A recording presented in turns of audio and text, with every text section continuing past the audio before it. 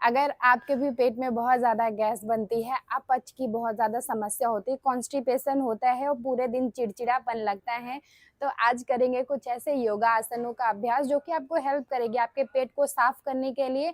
और 99% जो आपकी बीमारी पनपती है वो आपके पेट से ही होती है, तो ऐसी कोई बीमारी आपको ना हो, तो उसके लिए चलिए कर लेते हैं कुछ आसन का अभ्यास। नमस्कार दोस्तों, आप सभी का स्वागत है आपके अपने यूट्यूब चैनल योगा विथ रोशनी में। तो आज हम कुछ योगासनों का अभ्यास करेंगे जो कि आपको हेल्प करेगी आपके पेट में बनने वाले गैस को रोकने के लिए। तो परेशान नहीं होना है। सबसे पहले क्या करना है, सुबह सुबह उठना है, खाली पेट ही आपको बाहर आना है। चाय और कॉफी सबसे पहले नहीं पीनी है, गर्म पानी करना है, उसमें मिलाना है नमक और नींबू और उसको लेकर आना है। आपका जो ग्लास होगा कम से कम 1 से 1.5 लीटर का होना चाहिए। अगर नहीं है तो कोई बात नहीं, आप गर्म पानी लेकर आइए।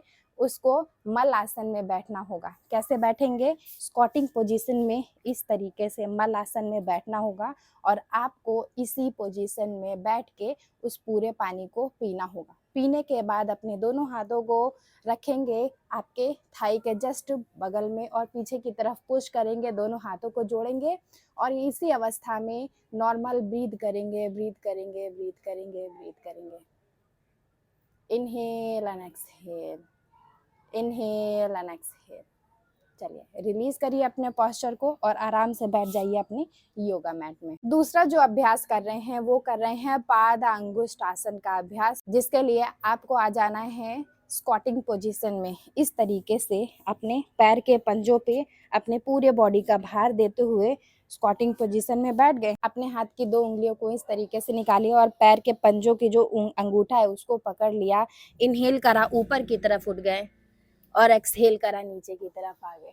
इनहेल करा, ऊपर की तरफ उठ गए। Inhale up and exhale down, inhale up and exhale down.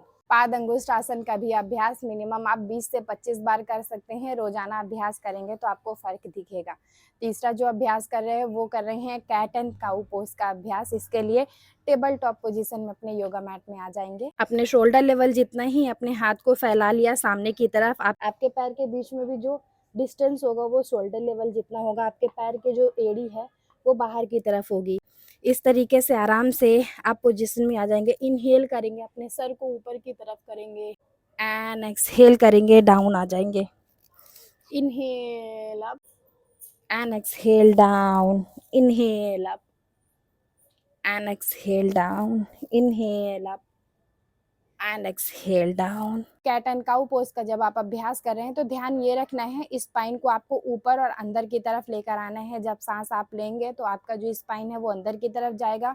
जब आप सांस छोड़ेंगे तो आपके स्पाइन में थोड़ा सा एक कर्व बनेगा। ध्यान ये रखना है, पैर और हाथ में बैलेंस जो बनाना है वो इक्वल आपका भार रहेगा, किसी में ज़्यादा या कम नहीं होगा। और पैर की जो एड़ी है वो बाहर की तरफ रहेगी। नॉर्मल नेचुरल ब्रीथ करते हुए आप कैट एंड काऊ पोज का अभ्यास करेंगे।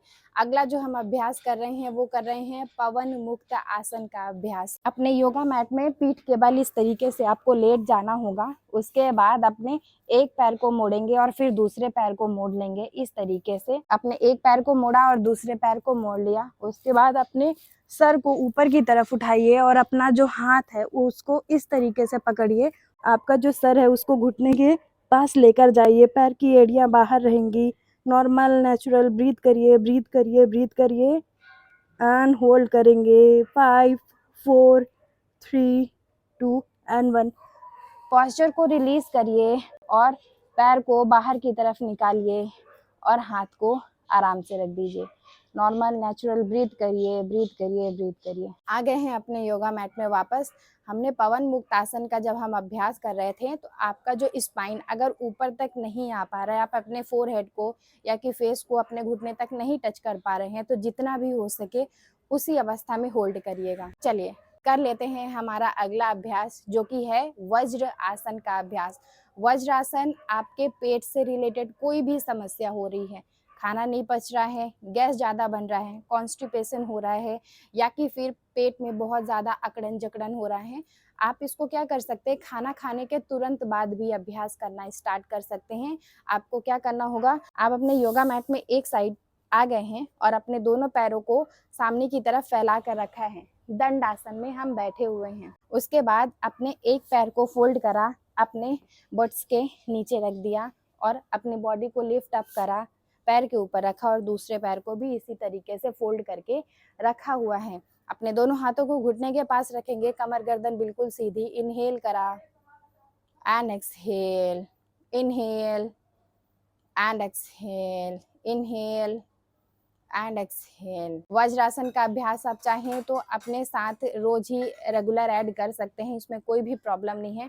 आपका खाना भी पचेगा। आप इसे 15 से 20 मिनट भी अगर बैठना चाहते हैं तो बैठ सकते हैं, लेकिन प्रैक्टिस होगा तभी बैठे। अदरवाइज हो सकता है कि आप पहले से ही स्टार्ट कर दें 15-20 मिनट बैठना, उसके बाद आपके जो हैमस्ट्रिंग है वो यहाँ पे लॉक हो जाए। तो ऐसी कोई भी अभ्यास नहीं करना है जिससे कि आपकी बॉडी को कोई भी परेशानी हो।